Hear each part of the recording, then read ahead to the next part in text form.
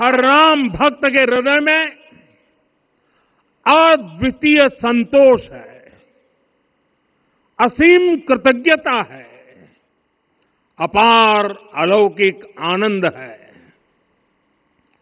सदियों के घाव भर रहे हैं,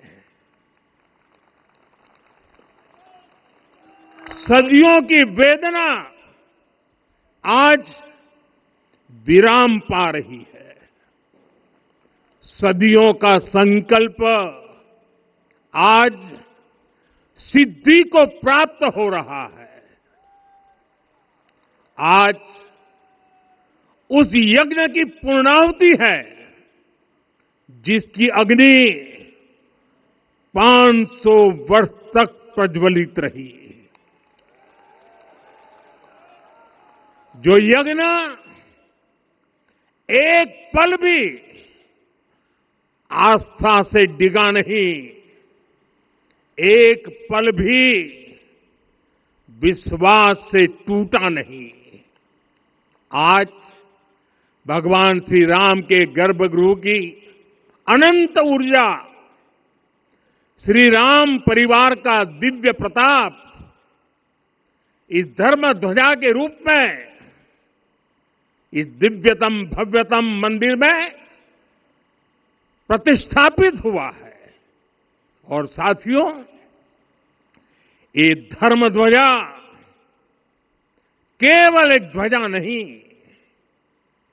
ये भारतीय सभ्यता के पुनर्जागरण का ध्वज है। इसका भगवा रंग, इस पर रचित सूर्यवंश की ख्याति, वर्णित ओम शब्द और अंकित कोविदार वृक्ष राम राज्य की कीर्ति को प्रतिरूपित करता है।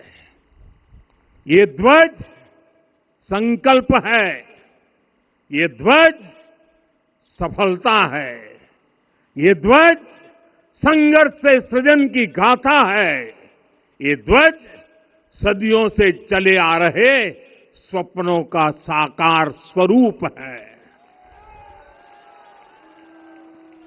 ये ध्वज संतों की साधना और समाज की सहभागिता की सार्थक परिणति है। साथियों, आने वाली सदियों और सहस्त्र शताब्दियों तक ये धर्म ध्वज प्रभु राम के आदर्शों और सिद्धांतों का उद्घोष करेगा। ये धर्म ध्वज आह्वान करेगा, सत्यमेव जयते नानृतम, यानी जीत सत्य की ही होती है, असत्य की नहीं। ये धर्म ध्वज उद्घोष करेगा, सत्यम एक पदम ब्रह्म सत्य धर्म प्रतिष्ठित, अर्थात सत्य ही ब्रह्म का स्वरूप है, सत्य में ही धर्म स्थापित है।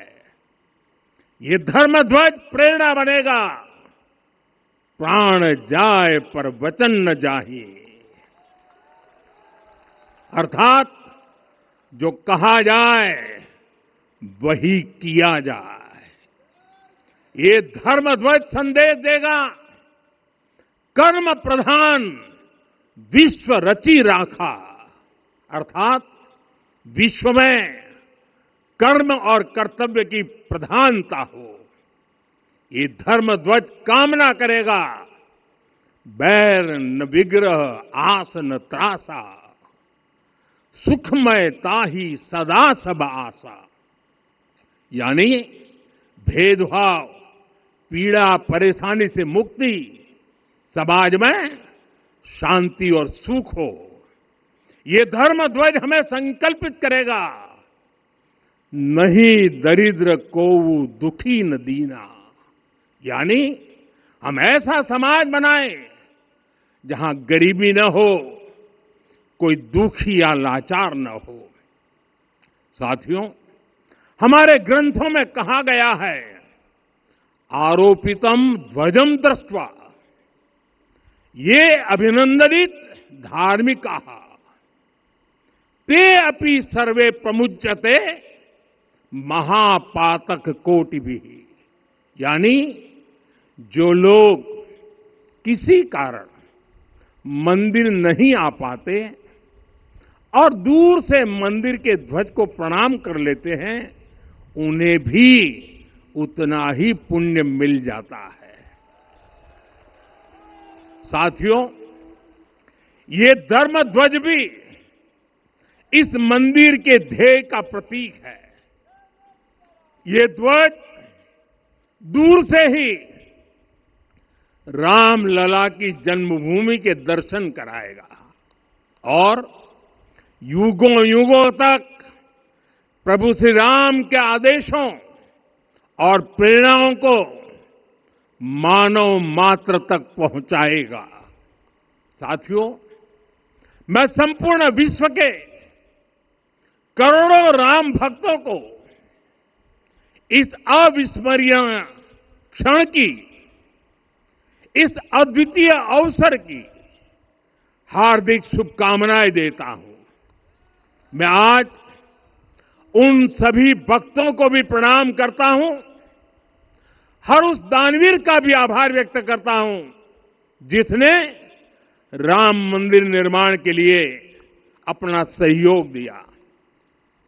मैं राम मंदिर के निर्माण से जुड़े हर श्रमवीर, हर कारीगर, हर योजनाकार, हर वास्तुकार, सभी का अभिनंदन करता हूं।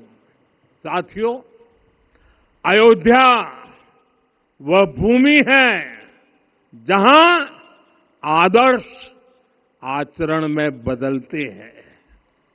यही वह नगरी है जहां श्री श्री राम ने अपना जीवन पथ शुरू किया था। इसी अयोध्या ने संसार को बताया कि एक व्यक्ति कैसे समाज की शक्ति से, उसके संस्कारों से पुरुषोत्तम बनता है। जब श्री राम अयोध्या से वनवास को गए तो वे युवराज राम थे, लेकिन जब लौटे तो मर्यादा पुरुषोत्तम बनकर के आए और उनके मर्यादा पुरुषोत्तम बनने में महर्षि वशिष्ठ का ज्ञान, महर्षि विश्वामित्र की दीक्षा, महर्षि अगस्त्य का मार्गदर्शन, निषाद राज की मित्रता, मां शबरी की ममता, भक्त हनुमान का समर्पण, इन सब की अनगिनत ऐसे लोगों की महत्वपूर्ण भूमिका रही है। साथियों, विकसित भारत बनाने के लिए भी समाज की इसी सामूहिक शक्ति की आवश्यकता है। मुझे बहुत खुशी है कि राम मंदिर का दिव्य प्रांगण भारत के सामूहिक सामर्थ्य की भी चेतना स्थली बन रहा है। यहां सप्त मंदिर बने हैं। यहां माता शबरी का मंदिर बना है, जो जनजातीय समाज के प्रेम भाव और आतिथ्य परंपरा की प्रतिमूर्ति है। यहां निषादराज का मंदिर बना है। ये उस मित्रता का साक्षी है जो साधन नहीं, साध्य को, उसकी भावना को पूजती है। यहां एक ही स्थान पर माता अहिल्या है, महर्षि वाल्मीकि है, महर्षि वशिष्ठ है, महर्षि विश्वामित्र है, महर्षि अगस्त्य है और संत तुलसीदास है। राम लला के साथ साथ इन सभी ऋषियों के दर्शन भी यहीं पर होते हैं। यहां जटायु जी और गिलहरी की मूर्तियां भी है, जो बड़े संकल्पों की सिद्धि के लिए हर छोटे से छोटे प्रयास के महत्व को दिखाती है। मैं आज हर देशवासी से कहूंगा कि वो जब भी राम मंदिर आए तो सप्त मंदिर के दर्शन भी अवश्य करें। ये मंदिर हमारी आस्था के साथ साथ मित्रता, कर्तव्य और सामाजिक सद्भाव के मूल्यों को भी शक्ति देते हैं। साथियों, हम सब जानते हैं हमारे राम भेद से नहीं, भाव से जुड़ते हैं। उनके लिए व्यक्ति का कुल नहीं, उसकी भक्ति महत्वपूर्ण है। उन्हें वंश नहीं, मूल्य प्रिय है। उन्हें शक्ति नहीं, सहयोग महान लगता है। आज हम भी उसी भावना से आगे बढ़ रहे हैं। पिछले 11 वर्षों में महिला, दलित, पिछड़े, अति पिछड़े, आदिवासी, वंचित, किसान, श्रमिक, युवा, हर वर्ग को विकास के केंद्र में रखा गया है। जब देश का हर व्यक्ति, हर वर्ग, हर क्षेत्र सशक्त होगा, तब संकल्प की सिद्धि में सबका प्रयास लगेगा और सबके प्रयास से ही 2047 जब देश आजादी के 100 साल मनाएगा, हमें 2047 तक विकसित भारत का निर्माण करना ही होगा। साथियों, रामलला की प्राण प्रतिष्ठा के ऐतिहासिक अवसर पर मैंने राम से राष्ट्र के संकल्प की चर्चा की थी। मैंने कहा था कि हमें आने वाले 1000 वर्षों के लिए भारत की नींव मजबूत करनी है। हमें याद रखना है, जो सिर्फ वर्तमान का सोचते हैं वो आने वाली पीढ़ियों के साथ अन्याय करते हैं। हमें वर्तमान के साथ साथ भावी पीढ़ियों के बारे में भी सोचना है, क्योंकि हम जब नहीं थे ये देश तब भी था, जब हम नहीं रहेंगे ये देश तब भी रहेगा। हम एक जीवंत समाज है, हमें दूरदृष्टि के साथ ही काम करना होगा। हमें आने वाले दशकों, आने वाली सदियों को ध्यान में रखना ही होगा। और साथियों, इसके लिए भी हमें प्रभु राम से सीखना होगा। हमें उनके व्यक्तित्व को समझना होगा। हमें उनके व्यवहार को आत्मसात करना होगा।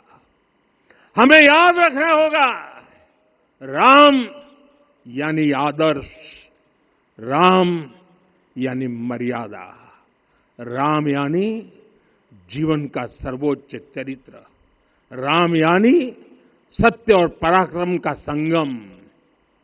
दिव्य गुणे शक्र समो रामः सत्य पराक्रमः। राम यानी धर्म पथ पर चलने वाला व्यक्तित्व।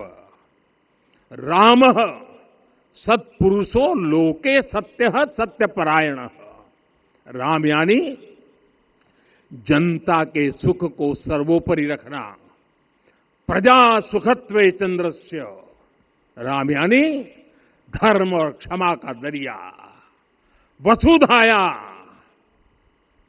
क्षमा गुणे है। राम यानी ज्ञान और विवेक की पराकाष्ठा। बुद्ध या बृहस्पति तुल्य। राम यानी कोमलता में दृढ़ता। मृदु पूर्वज भाषते। राम यानी कृतज्ञता का सर्वोच्च उदाहरण। कदाचन नोपकारेण कृति नैकेन तुष्यति। राम यानी श्रेष्ठ संगति का चयन, शीला वृद्धे, ज्ञान वृद्धे, वयो वृद्धे च सज्जनई। राम यानी विनम्रता में महाबल, वीर्यवान च वीर्यण, महता स्वेन विस्मित। राम यानी सत्य का अडिग संकल्प, न च अनुत्र कथो विद्वान। राम यानी जागरूक, अनुशासित और निष्कपट मन, निस्तिंद्र अपम्रत च स्वदोष परदोषवित।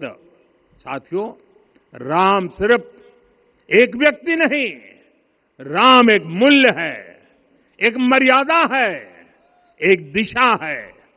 अगर भारत को साल 2047 तक विकसित बनाना है, अगर समाज को सामर्थ्यवान बनाना है, तो हमें अपने भीतर राम को जगाना होगा। हमें अपने भीतर के राम की प्राण प्रतिष्ठा करनी होगी। और इस संकल्प के लिए आज से बेहतर दिन और क्या हो सकता है। साथियों, 25 नवंबर का यह ऐतिहासिक दिन अपनी विरासत पर गर्व का एक और अद्भुत क्षण लेकर आया है। इसकी वजह है धर्म ध्वजा पर अंकित कोविदार वृक्ष। ये कोविदार वृक्ष इस बात का उदाहरण है कि जब हम अपनी जड़ों से कट जाते हैं तो हमारा वैभव इतिहास के पन्नों में दब जाता है। साथियों, जब भरत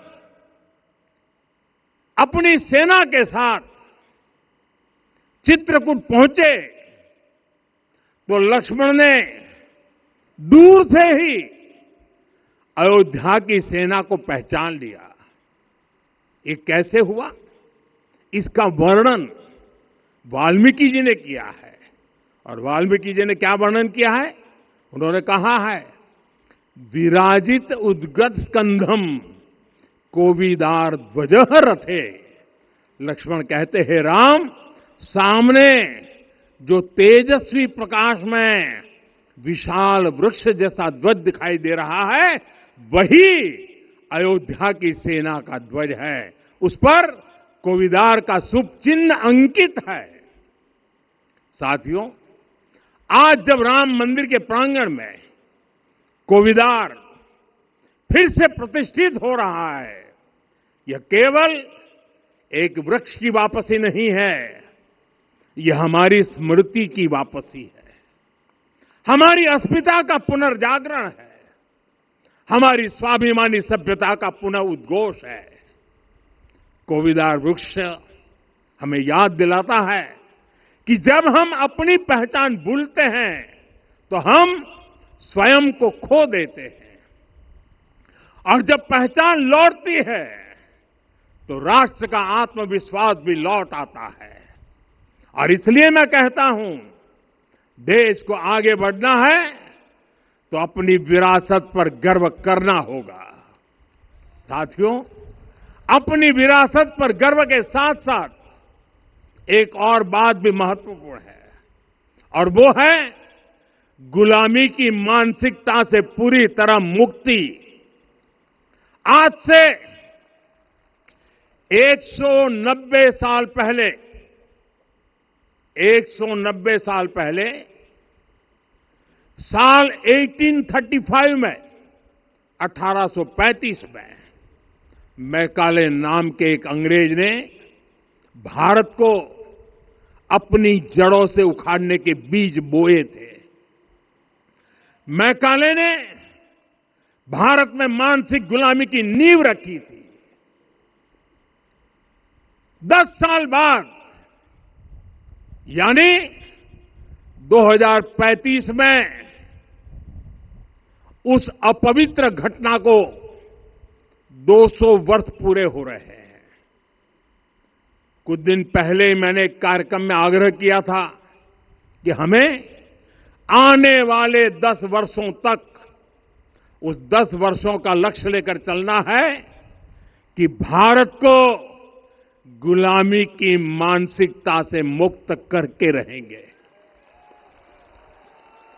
साथियों, सबसे बड़ा दुर्भाग्य यह है कि मैकाले ने जो कुछ सोचा था उसका प्रभाव कहीं व्यापक हुआ।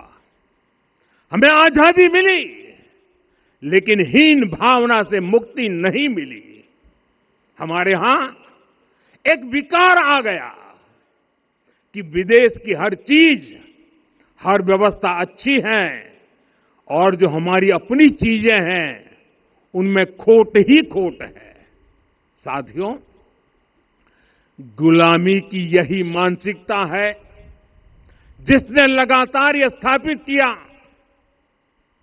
हमने विदेशों से लोकतंत्र लिया। कहा गया कि हमारा संविधान भी विदेश से प्रेरित है, जबकि सच ये है कि भारत लोकतंत्र की जननी है, मदर ऑफ डेमोक्रेसी है। लोकतंत्र हमारे डीएनए में है। साथियों, अगर आप तमिलनाडु जाएंगे तो तमिलनाडु के उत्तरी हिस्से में उत्तीरमेरूर गांव है। वहां हजारों वर्ष पहले का एक शिलालेख है। उसमें बताया गया है कि उस कालखंड में भी कैसे लोकतांत्रिक तरीके से शासन व्यवस्था चलती थी, लोग कैसे सरकार चुनते थे। लेकिन हमारे यहां तो मैग्ना कार्टा की प्रशंसा का ही चलन रहा। हमारे यहां भगवान बसवन्ना, उनके अनुभव मंटपा की जानकारी भी सीमित रखी गई। अनुभव मंटपा यानी जहां सामाजिक, धार्मिक और आर्थिक विषयों पर सार्वजनिक बहस होती थी, जहां सामूहिक सहमति से निर्णय लिए जाते थे। लेकिन गुलामी की मानसिकता के कारण इस भारत की कितनी ही पीढ़ियों को इस जानकारी से भी वंचित रखा गया। साथियों, हमारी व्यवस्था के हर कोने में गुलामी की इस मानसिकता ने डेरा डाला हुआ था। अब याद करिए, भारतीय नौसेना का ध्वज सदियों तक उस ध्वज पर ऐसे प्रतीक बने रहे जिनका हमारी सभ्यता, हमारी शक्ति, हमारी विरासत से कोई संबंध नहीं था। अब हमने नौसेना के ध्वज से गुलामी के हर प्रतीक को हटाया है। हमने छत्रपति शिवाजी महाराज की विरासत को स्थापित किया है। और ये सिर्फ एक डिजाइन में बदलाव नहीं हुआ, ये मानसिकता बदलने का क्षण था। ये वो घोषणा थी कि भारत अब अपनी शक्ति अपने प्रतीकों से परिभाषित करेगा, न कि किसी और की विरासत से। और साथियों, यही परिवर्तन आज अयोध्या में भी दिख रहा है। साथियों, ये गुलामी की मानसिकता ही है जिसने इतने वर्षों तक रामत्व को नकारा है। भगवान राम अपने आप में एक वैल्यू सिस्टम है। ओरछा के राजा राम से लेकर रामेश्वरम के भक्त राम तक और शबरी के प्रभु राम से लेकर मिथिला के पाहुन राम जी तक, भारत के हर घर में, हर भारतीय के मन में और भारतवर्ष के हर कण कण में राम है। लेकिन गुलामी की मानसिकता इतनी हावी हो गई कि प्रभु राम को भी काल्पनिक घोषित किया जाने लगा। साथियों, अगर हम ठान लें अगले 10 साल में मानसिक गुलामी से पूरी तरह मुक्ति पा लेंगे, और तब जाकर के ऐसी ज्वाला प्रज्वलित होगी, ऐसा आत्मविश्वास बढ़ेगा कि 2047 तक विकसित भारत का सपना पूरा होने से भारत को कोई रोक नहीं पाएगा। आने वाले 1000 वर्ष के लिए भारत की नींव तभी सशक्त होगी जब मैकाले की गुलामी के प्रोजेक्ट को हम अगले 10 साल में पूरी तरह ध्वस्त करके दिखा देंगे। साथियों, अयोध्या धाम में रामलला का मंदिर परिसर भव्य से भव्यतम हो रहा है और साथ ही अयोध्या को संवारने का काम लगातार जारी है। आज अयोध्या फिर से वह नगरी बन रही है जो दुनिया के लिए उदाहरण बनेगी। त्रेता युग की अयोध्या ने मानवता को नीति दी। 21वीं सदी की अयोध्या मानवता को विकास का नया मॉडल दे रही है। तब अयोध्या मर्यादा का केंद्र थी, अब अयोध्या विकसित भारत का मेरुदंड बनकर उभर रही है। साथियों, भविष्य की अयोध्या में पौराणिकता और नूतनता का संगम होगा। सरयू जी की अमृत धारा और विकास की धारा एक साथ बहेगी। यहां आध्यात्म और आर्टिफिशियल इंटेलिजेंस दोनों का तालमेल दिखेगा। राम पथ, भक्ति पथ और जन्मभूमि पथ से नई अयोध्या के दर्शन होते हैं। अयोध्या में भव्य एयरपोर्ट है। अयोध्या में आज शानदार रेलवे स्टेशन है। वंदे भारत और अमृत भारत एक्सप्रेस जैसी ट्रेनें अयोध्या को बाकी देश से जोड़ रही हैं। अयोध्या वासियों को सुविधाएं मिले, उनके जीवन में समृद्धि आए, इसके लिए निरंतर काम चल रहा है। साथियों, जब से प्राण प्रतिष्ठा हुई है तब से लेकर आज तक करीब करीब 45 करोड़ श्रद्धालु यहां दर्शन के लिए आ चुके हैं। ये वो पवित्र भूमि है जहां 45 करोड़ लोगों के चरण रज पड़े हैं और इससे अयोध्या और आसपास के लोगों की आय में आर्थिक परिवर्तन आया है, वृद्धि हुई है। कभी अयोध्या विकास के पैमानों में बहुत पीछे थी। आज अयोध्या नगरी यूपी के अग्रणी शहरों में से एक बन रही है। साथियों, 21वीं सदी का आने वाला समय बहुत महत्वपूर्ण है। आजादी के बाद के 70 साल में भारत विश्व की 11वीं सबसे बड़ी अर्थव्यवस्था बना। 70 साल में 11वीं। लेकिन पिछले 11 साल में ही भारत विश्व की 5वीं सबसे बड़ी अर्थव्यवस्था बन चुका है। और वो दिन दूर नहीं जब भारत विश्व की 3री सबसे बड़ी अर्थव्यवस्था भी बन जाएगा।